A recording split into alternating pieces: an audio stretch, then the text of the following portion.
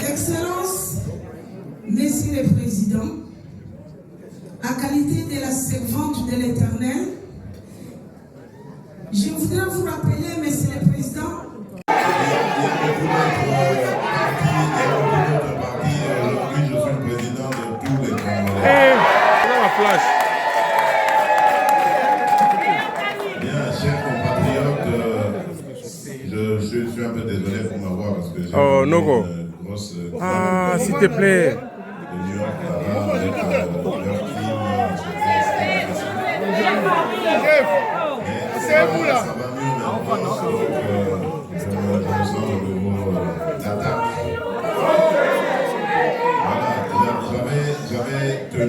J'avais tenu à vous rencontrer. C'est dommage, malheureusement, la salle ne peut pas contenir tout le monde. J'ai appris qu'on a dû refuser du monde. Ce n'est pas grave. C'était quelque chose d'assez rapide. Donc, la prochaine fois, on essaiera de faire.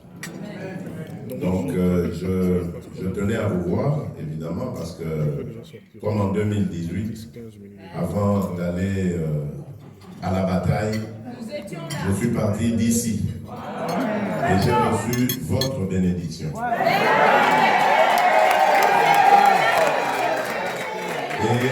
Et j'avais ramené la victoire.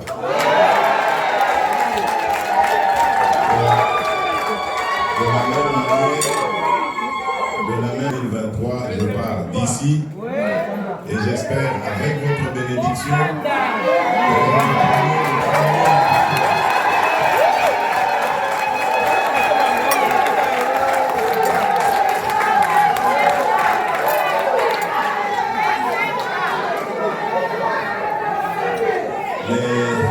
mes très chers compatriotes,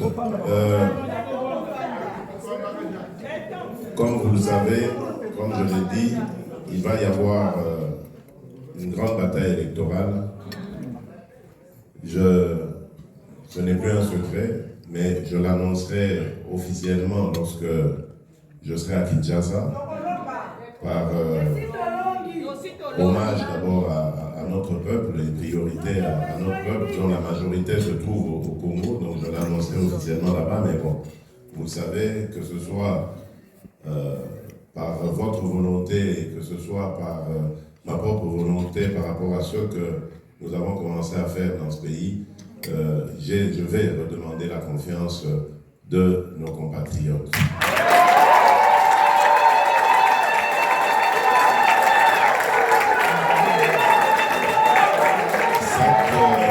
Cette confiance, je vais la demander parce que je crois que avec le soutien de nos compatriotes, et évidemment le soutien de Dieu, nous allons réussir à sortir notre pays du gouffre.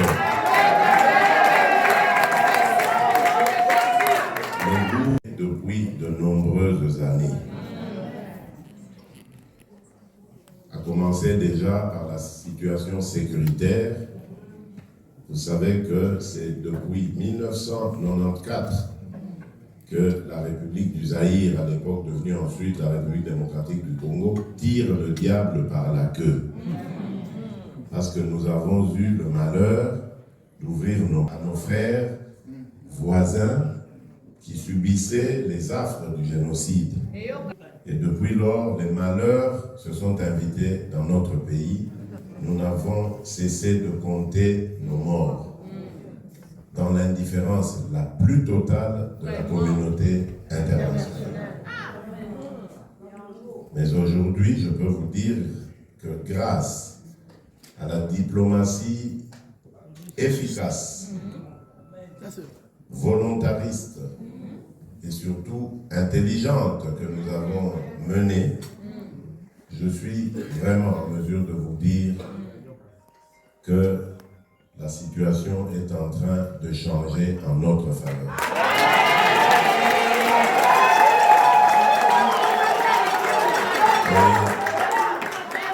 peux vous dire que ce n'est plus qu'une question de moi. Suivez ça avec moi et vous me donnerez raison. Je ne peux pas en dire plus à ce stade, mais je suis convaincu de ce que je dis et ce que je fais. Cette situation de nos malheurs, dans quelques mois, elle sera derrière nous et dans nos mauvaises situations. Et donc, cela, pour que ça réussisse, ça doit passer par ma réélection. Sinon, ce sont les ennemis de la République démocratique du Congo qui reprendront le dessus, avec la complicité de certains des nôtres, ou qui se disent des nôtres.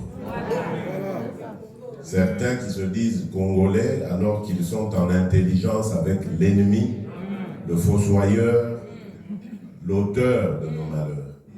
Et donc nous avons le devoir de tous nous lever pour combattre ces ennemis de la République. C'est vrai, nous sommes dans une démocratie, mais on ne doit pas profiter de la démocratie pour faire du tort au peuple en complicité avec nos ennemis. C'est pour ça que j'avais dit en son temps, c'était à Mbujimayi, certes je suis démocrate, mais je n'hésiterai pas à écraser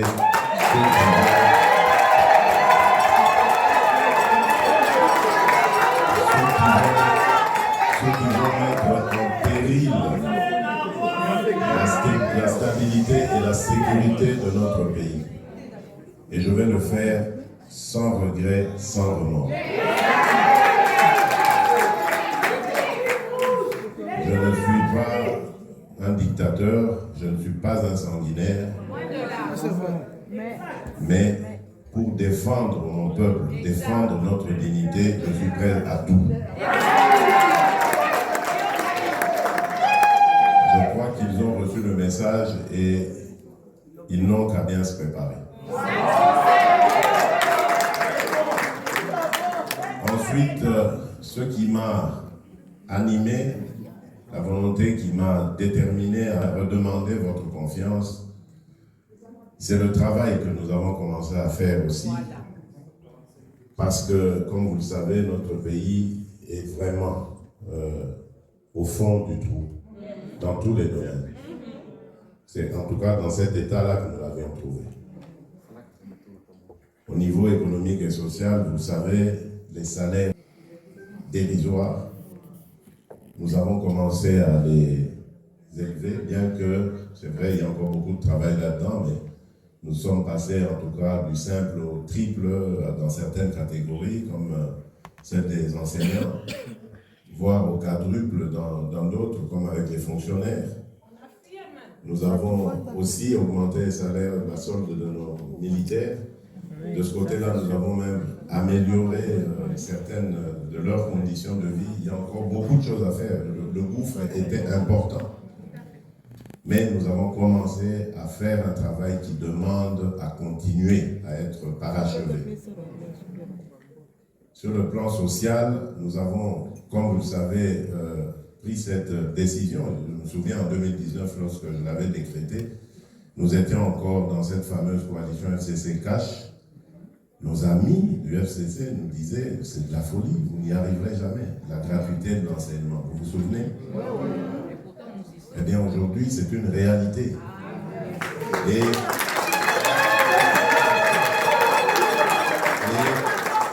elle a eu pour conséquence de ramener près de 5 millions d'enfants dans le parcours scolaire, principalement des jeunes filles, qui avaient été laissées à l'abandon, condamnées à ne jamais être scolarisées et à être mariées peut-être à l'âge de 12 ans, 13 ans. Grâce à cela, maintenant, elles peuvent aller à l'école. Mais comme je l'ai dit, le combat continue. Parce que cette mesure nous a mis en difficulté par rapport à son succès. Nous sommes obligés de multiplier les infrastructures scolaires, ce que nous avons commencé à faire à travers le programme de développement local, celui dit des 145 territoires.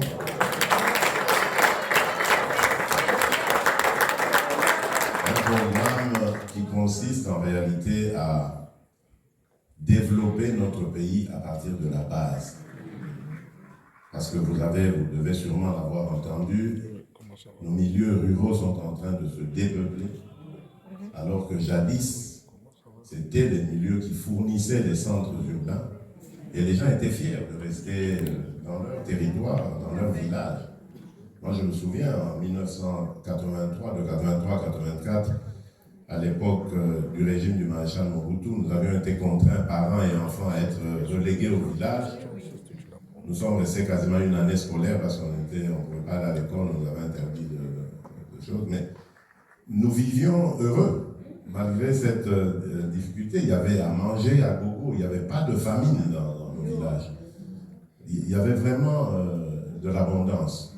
Et nous voyons les mamans qui étaient organisées chaque semaine, elles allaient à Mbujimaï avec les produits agricoles, les vendre sur les marchés de Mbujimaï, donc inonder les centres urbains et ramener des produits que l'on ne trouve pas dans les villages et qu'on fabrique ailleurs au village. Donc c'était vraiment un commerce qui nourrissait tout le monde, que ce soit dans les centres urbains comme dans les villages. Aujourd'hui, tout ça n'existe plus.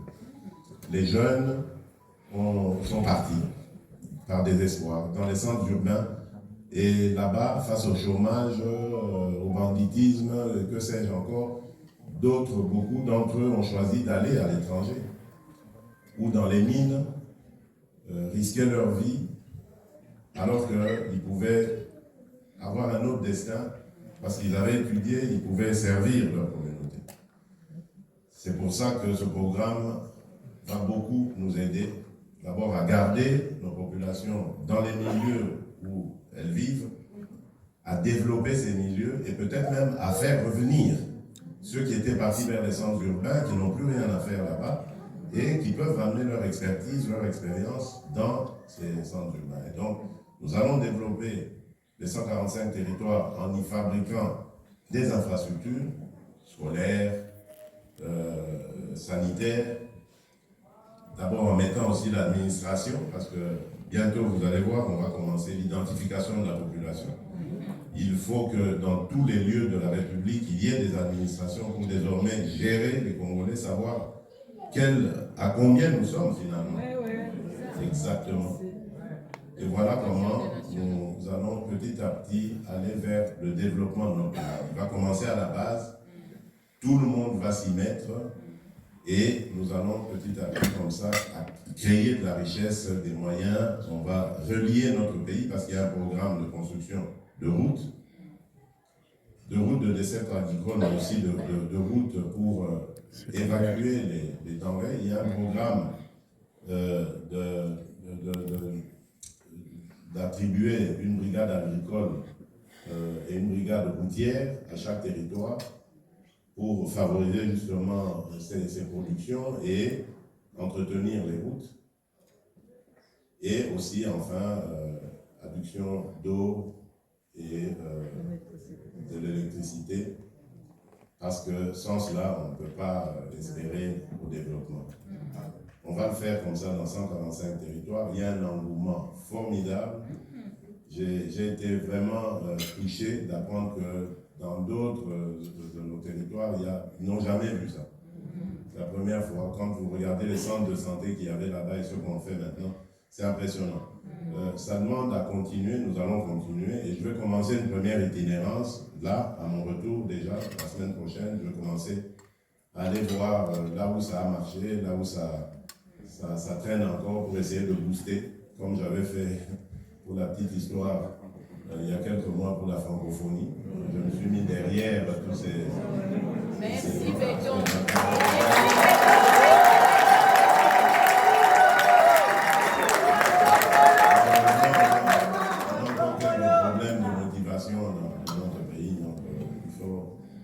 Il faut qu'on soit encore derrière les gens pour faire avancer.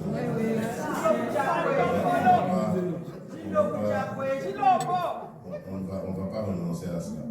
Alors, il y a aussi, depuis peu, c'était encore un de mes vœux, le déclenchement de la couverture santé universelle. Donc comme ici, nous avons vécu ici en Belgique, vous savez, avec la mutuelle. En Belgique, qu'on ait de l'argent ou pas, quand on est malade, on est soigné. C'est quelque chose qui m'a énormément marqué dans ce pays, qui n'a pas de minerais, qui ne produit pas de cuivre, de cobalt, qui n'a pas près de 100 millions d'habitants, mais qui le fait. Donc ça veut dire que pour nous, c'est possible. Il suffit simplement de commencer et d'y croire. Et c'est ce que nous avons fait.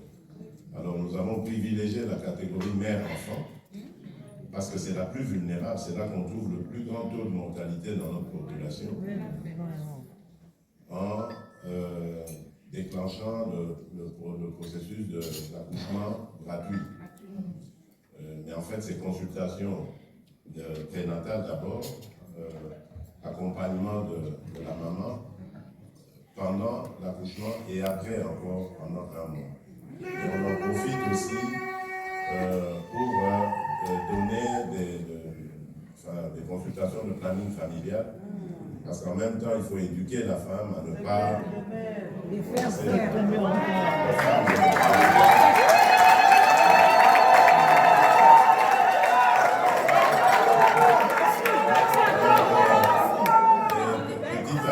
Petit à petit, nous passerons à d'autres provinces. Je crois que c'est d'ici un mois maintenant que nous allons élargir à 13 provinces et puis finalement, d'ici la fin de l'année ou bien au début de l'année prochaine, il y aura la mesure s'appliquera sur tout l'ensemble du territoire national. Donc nous allons pouvoir aller de l'avant.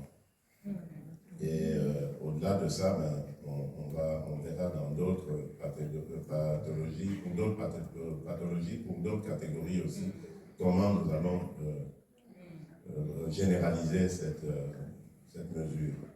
Merci, Béton. Le but est de soigner tous les Congolais de la même manière, qui est égalité, accès à tous et à toutes.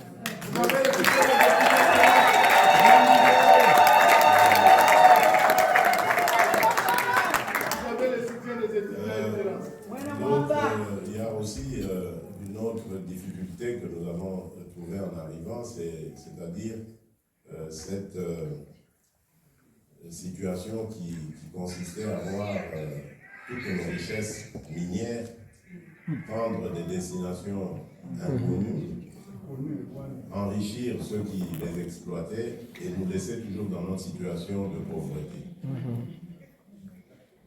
Lorsque je suis arrivé aux affaires, c'était la situation que j'ai trouvée.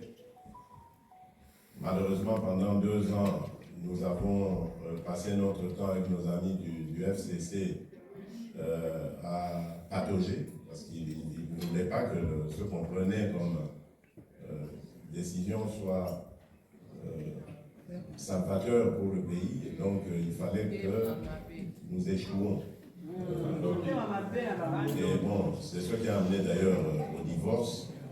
Et lorsque nous sommes restés seuls, on a pu avoir les coudées franches et la possibilité donc d'étaler, de déployer notre politique qui donne vraiment aujourd'hui des résultats. Nous avons commencé donc par la révision de tout ce qui avait été fait, signé comme contrat. Le plus important, comme vous le savez, c'est avec des entreprises chinoises. C'est le pays qui a le plus investi dans ce domaine dans notre pays, c'est en milliards de dollars. C'était dur, mais on s'est battu, on les a amenés finalement à comprendre que ce qui se passait avant, ça n'a plus lieu d'être. Que maintenant, on doit tourner la page et commencer une autre sorte de partenariat avec eux. Le message est très bien passé. Une des firmes les plus importantes, un des plus gros investisseurs, le TFM, pour ceux qui connaissent, aujourd'hui a accepté de rendre à la République près de 2 milliards 300 millions. Du côté de Sicomine, l'autre branche, c'est la fameuse entreprise des contrats chinois, qui symbolise les contrats chinois.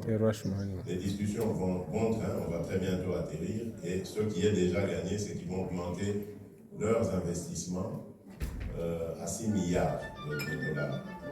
Donc ça signifie que nous sommes dans le bon et que tout le monde accepte de rediscuter tout cela en partenaire pour que finalement cette coopération avec eux soit gagnant-gagnant. La bonne nouvelle aussi, c'est que nos amis américains montrent de plus en plus d'intérêt dans ce domaine, déjà des mines, et dans d'autres domaines aussi, donc de retour en République démocratique du Congo. Ça aura pour effet d'abord de multiplier nos partenaires, de diversifier ceux-ci, et surtout de sécuriser notre pays parce qu'ils auront leurs investissements chez nous et ils auront intérêt à ce que la stabilité et la sécurité règnent dans notre pays. Donc nous sommes sur la bonne voie là-dessus et je crois que dans les mois qui viennent, nous aurons à en parler. Les Américains sont très enthousiastes. J'ai rencontré quelques responsables à New York qui m'ont répété encore leur désir d'être aux côtés des Congolais dans cette compétitivité, jouer franc jeu avec tout le monde et pour le bien de nos populations respectives. Donc, de ce côté-là, c'est le Congo qui en sortira gagnant parce que ma vision a toujours été celle de dire nous voulons des partenariats, mais des partenariats qui nous satisfassent tous, qui soient gagnants-gagnants. Il convient que nos partenaires aient donc voilà, mais vous voyez que vous comprenez que pour que tout ça puisse marcher comme il se doit, nous devons avoir un pays qui soit capable de se prendre en charge par rapport à sa propre sécurité. Parce que la raison principale de nos malheurs, ce sont nos richesses. Voilà pourquoi d'ailleurs, moi j'ai voulu, je m'appuie beaucoup sur ce slogan de la revanche du sol sur le sous-sol, parce que j'étais un petit peu effrité par ces malheurs que nous n'arrivons toujours pas à juguler, et je me suis dit, ben, si on va peut-être dans l'agriculture, on développe l'agriculture, surtout qu'on a beaucoup d'atouts dans ce domaine, nous allons peut-être réussir à avoir les moyens de nous protéger par rapport à nos richesses minières. Et c'est ce que nous sommes en train de faire dans le domaine de l'agriculture, avec un programme de transformation. Donc non seulement nous allons développer l'agriculture, mais nous allons aussi développer l'industrie pour que nos produits ne soient pas directement évacués comme ça, mais puissent être transformés sur place, créer de la richesse aussi et de l'emploi, et puissent contribuer à la lutte que nous menons actuellement contre l'insécurité alimentaire. Il y a beaucoup d'enfants, comme vous savez, qui meurent encore de malnutrition. Beaucoup de nos populations qui sont en sous-alimentation, alors que nous avons près de 120 millions d'hectares de terres arables. Et nous vivons d'importation comme si chez nous c'était impossible de produire tout ce que nous importons. Et c'est ça, cette tendance que nous voulons inverser. Et que nous allons réussir à inverser.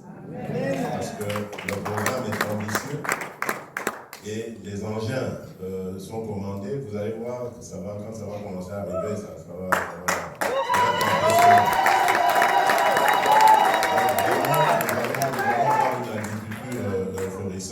et je pense que c'est au cours de la session parlementaire en cours, qui vient de commencer là, depuis le 15 septembre, que l'on va revoir cette loi agricole qui empêche quand même que des investisseurs étrangers puissent venir à nos côtés parce qu'elle les contraint d'être minoritaires. Même s'ils apportent leurs investissements, ils restent minoritaires par rapport aux Congolais dans une joint venture. Et ça, je trouve que ce n'est pas très incitatif pour les investisseurs. Donc, ça va être revu, je pense, si tout va bien, au cours de cette session qui est budgétaire essentiellement, mais qui pourrait s'y pencher. Donc, Et là, nous allons avoir maintenant une possibilité de mobiliser plusieurs ressources dans ce domaine. Et donc, je vous disais que pour tout ça, il faut donc pouvoir protéger notre pays. Et c'est pour ça que depuis que nous avons commencé aussi un programme pour monter nos forces de défense et de sécurité en puissance. Nous sommes aujourd'hui à même, en tout cas, de bloquer ce que vous avez vu là-bas. Donc, ceux qui ont pensé qu'ils allaient prendre le Goma comme ils l'ont fait à l'époque.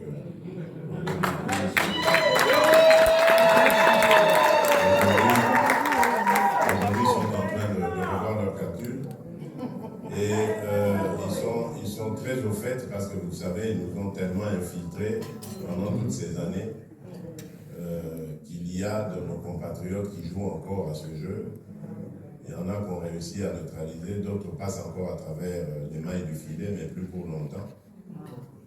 Mais ils renseignent nos adversaires de ce que nous sommes en train de faire au niveau de l'armée. Et comme ils ont pris peur, ils ont commencé à devenir paranoïaques et penser que nous avons un programme pour les attaquer. Et pourtant, vous savez, moi, depuis que je suis là, j'ai toujours promu la bonne entente, la bonne coopération avec tous nos voisins, mais même au-delà de nos voisins. La guerre, ça m'intéresse très peu, parce que la guerre, on sait quand elle commence, mais on ne sait pas quand elle termine. Et moi, je n'en veux pas, parce que mon pays a tellement de besoins, tellement de difficultés que nous avons d'abord le devoir de mobiliser tout ce que nous avons comme ressources pour le mettre justement dans ces besoins de nos populations, de notre pays. Mais c'est vrai, ça n'exclut pas le fait de mobiliser des ressources pour se défendre et d'en mobiliser aussi pour faire la guerre, parce que si on continue à nous déranger, il faut qu'on fasse la guerre pour avoir la guerre.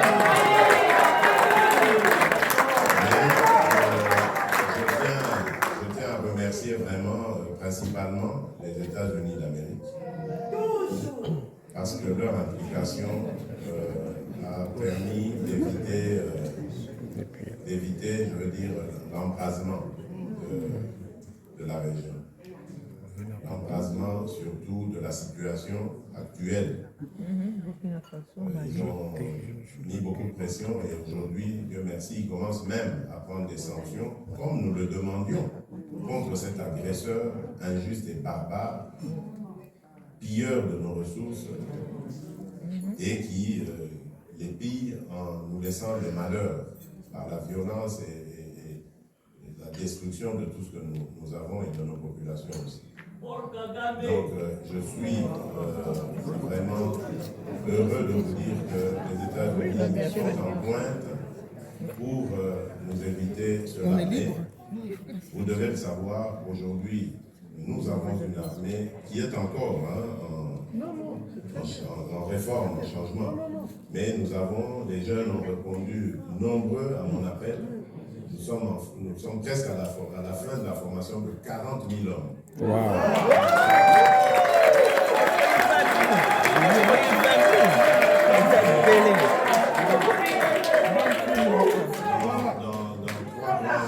Dans trois grands centres, donc c'est à Kitona, à Kamina et à Kisangani, où l'on forme tous ces jeunes, et c'est de la formation de pointe, qui au bout va leur donner aussi des équipements de pointe. Nous renforçons nos forces aériennes, notre force navale. Je vous le dis, dans quelques temps, ceux qui viendront se risquer encore. Bravo, bravo, bravo. Ils seront numéro 1 dans la course. Viendront se risquer encore à de l'aventurisme en République démocratique du Congo, regretteront d'être nés.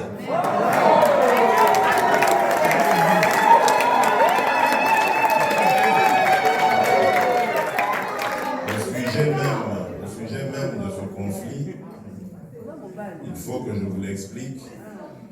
Vous avez comme l'impression que ça traîne, c'est à l'arrêt, mais ne vous en faites pas. Il n'y a rien qui traîne, il n'y a rien qui est à l'arrêt. Dites-vous bien que ça fait 30 ans que ça dure. Ce n'est pas en une année maintenant, parce que la crise elle a commencé en 2022, par l'agression du Rwanda. Donc ce n'est pas en une année que ça va se résoudre. Cette agression était un malheur, mais pour un bien pour nous.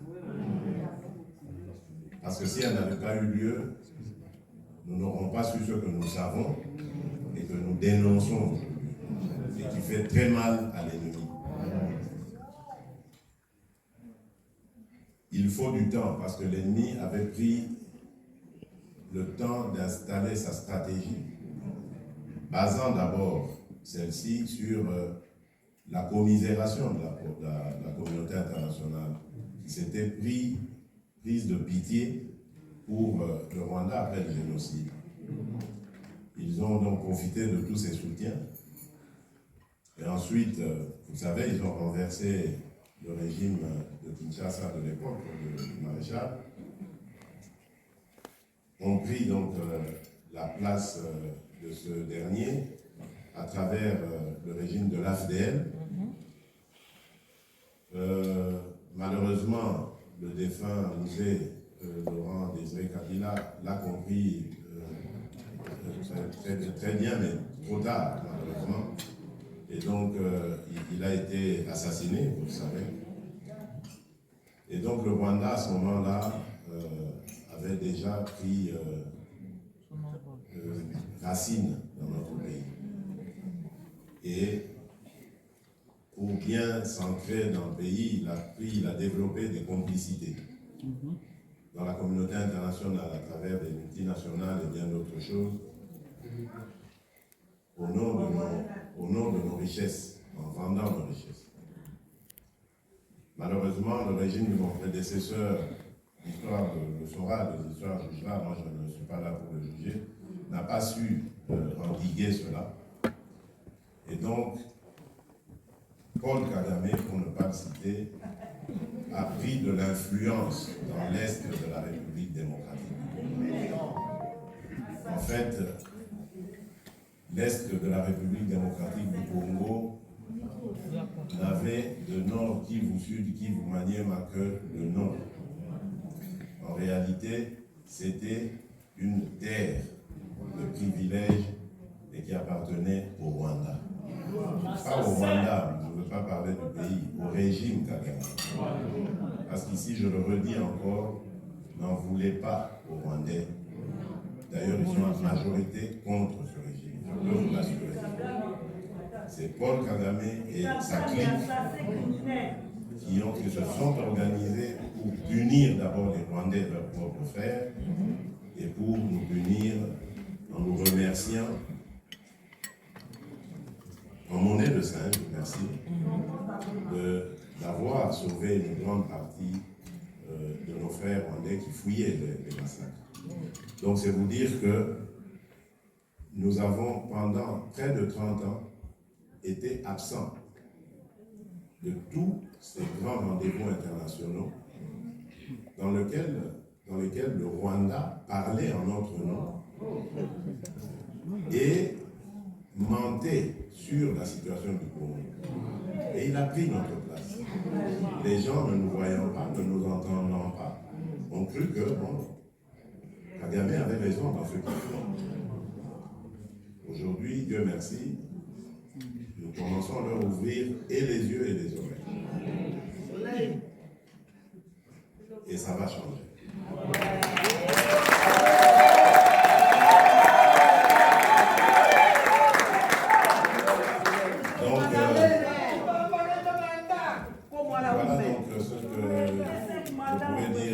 Cette situation de l'Est avec le M23 qui en fait n'est qu'un pantin. Le M23, c'est le Rwanda qui est derrière, qui nous attaque et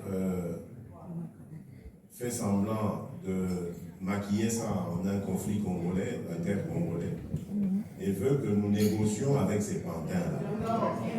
En réalité, c'est pourquoi? C'est pour refaire la même chose dans quelques années.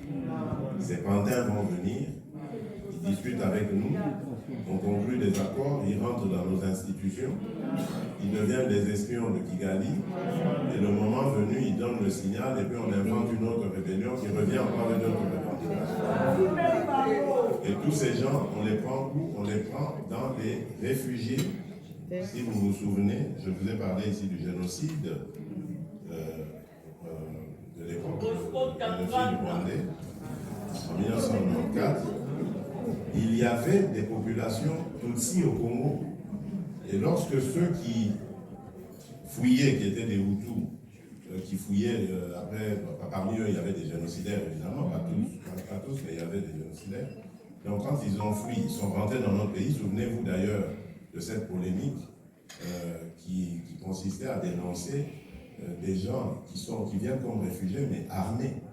Et on ne les a pas désarmés, on les a laissés sur ordre de la communauté internationale de rentrer. En fait, c'était parce qu'il y avait des agendas cachés. On voulait peut-être les préparer à refaire la guerre de l'autre côté. Puis il y a eu cette guerre d'influence qui a fait que eux ont perdu et nous avons dû subir tous les affres de leur défaite.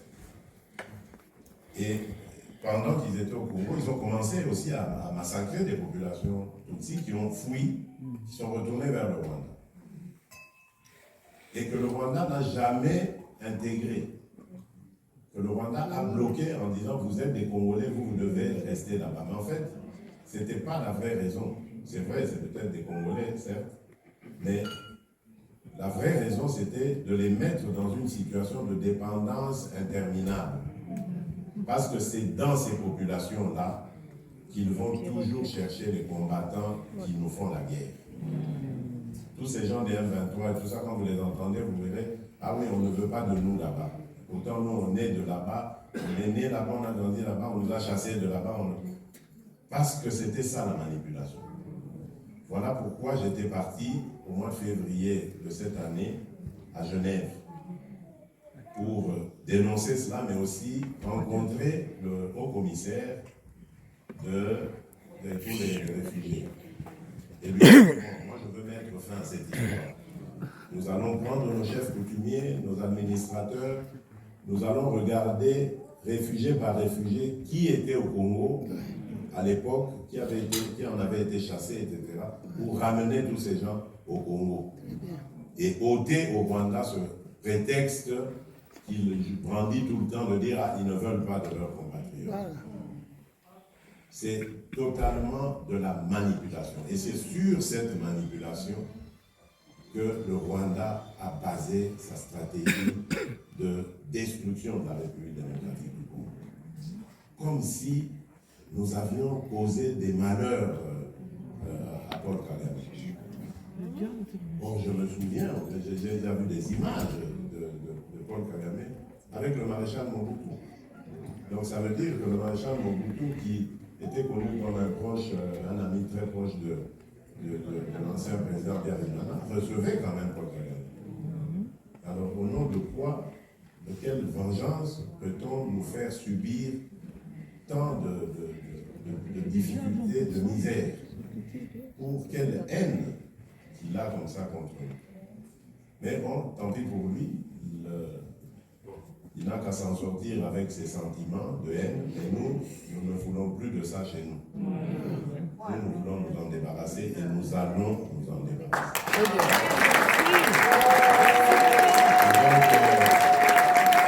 Ces M23-là, comme je vous l'ai dit, il n'est absolument pas question de parler avec eux.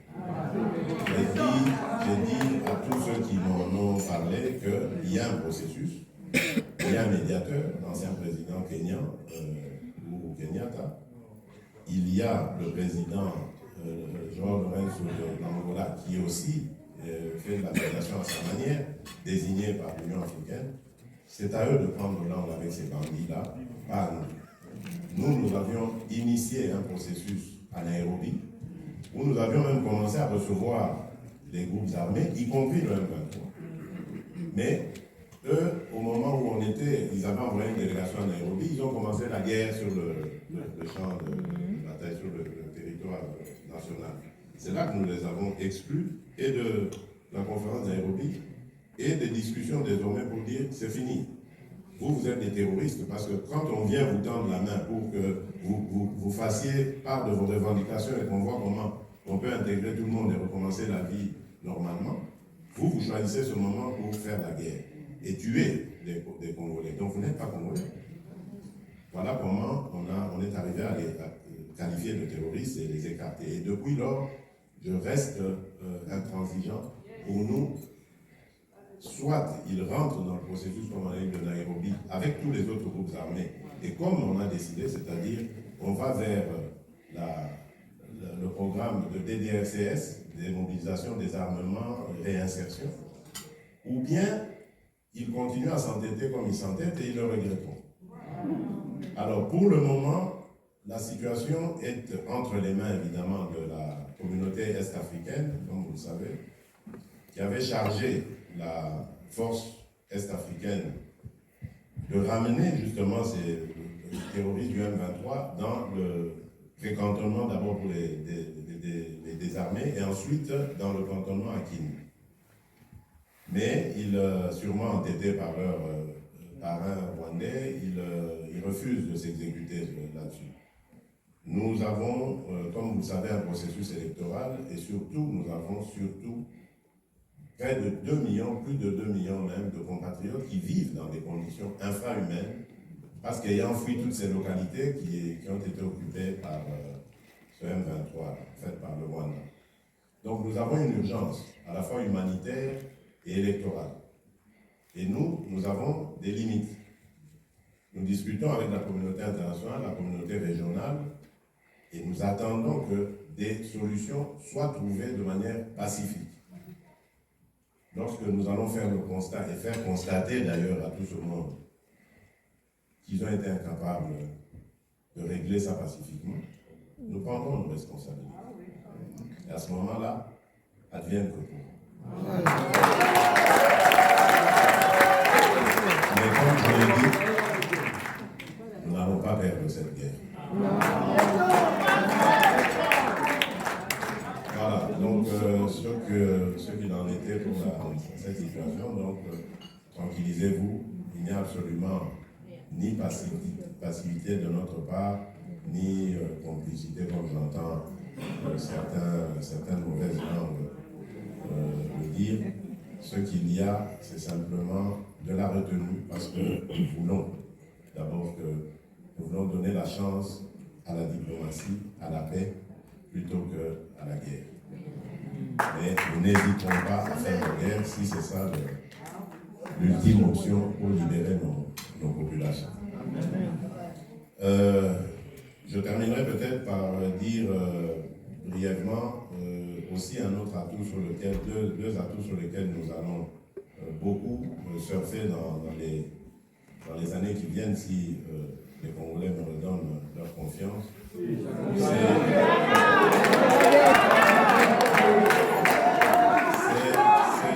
C'est dans les domaines du numérique et dans le domaine de l'environnement. Parce que là aussi, le Congo a énormément d'atouts. Le numérique, c'est la jeunesse. Le Congo, c'est près de 60-70% de jeunes. Quand je dis de jeunes, c'est 26%.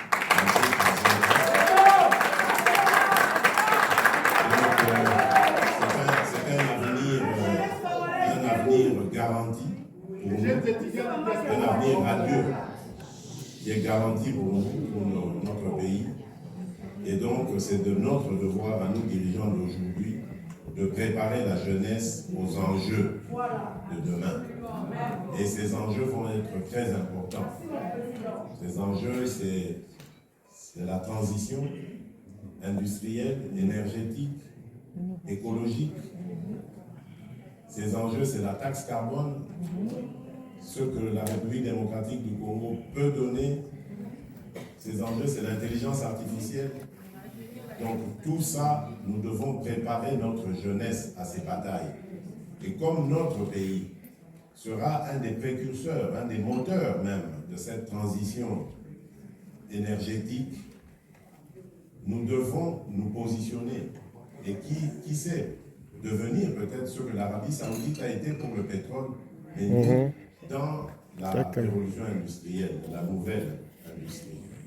Exactement. Donc nous devons comprendre ces enjeux et la meilleure manière de les comprendre, c'est de l'enseigner à nos jeunes.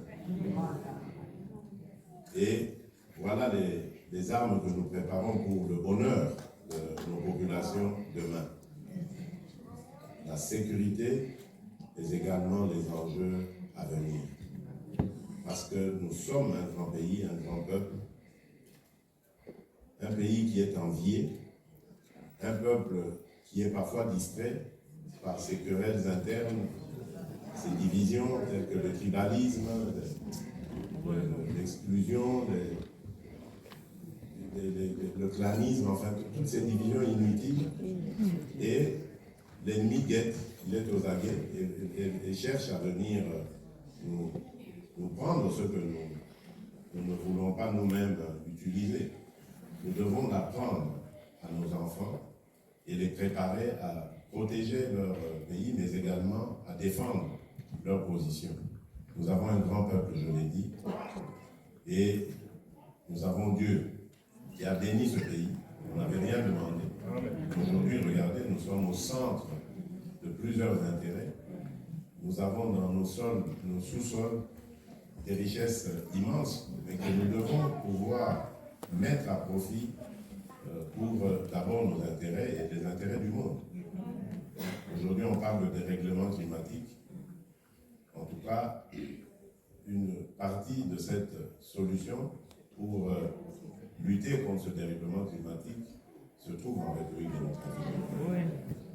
Donc nous devons mettre cet atout en avant et pouvoir obtenir aussi des retombées de ces capacités, ces atouts que nous avons, à pouvoir contribuer à empêcher le monde de devenir un enfer. Voilà, mesdames et messieurs, chers compatriotes, ce que j'avais à vous dire. Je m'excuse de vous avoir du temps. Ceux qui mangeaient, je crois que les repas sont terminés, pas refroidis, mais terminés quand même. Donc je vous remercie infiniment pour être venus nombreux, m'avoir manifesté votre affection, votre soutien. Je suis convaincu qu'on se reverra à nouveau après les grands enjeux électoraux qui nous attendent. Je compte sur vos prières d'abord et sur votre soutien aussi.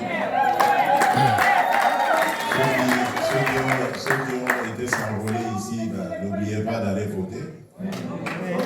C'était une première expérience que nous avons faite avec 5 pays. Je sais qu'on vous a un peu surpris par là, mais la prochaine fois, on essaiera encore d'aller plus large, de ratisser plus large, parce que nous voulons que tous les Congolaises participent au développement de leur pays. Qu'ils soient en République démocratique du Congo ou en dehors, elles peuvent participer au développement de leur pays. On ait changé la nationalité ou pas, c'est vrai, il y a aujourd'hui des débats de père et de mère, mais quand on a ce lien avec la République démocratique du Congo, il faut participer, essayer de faire quelque chose. Donc voilà, je compte sur vous et je vous remercie infiniment.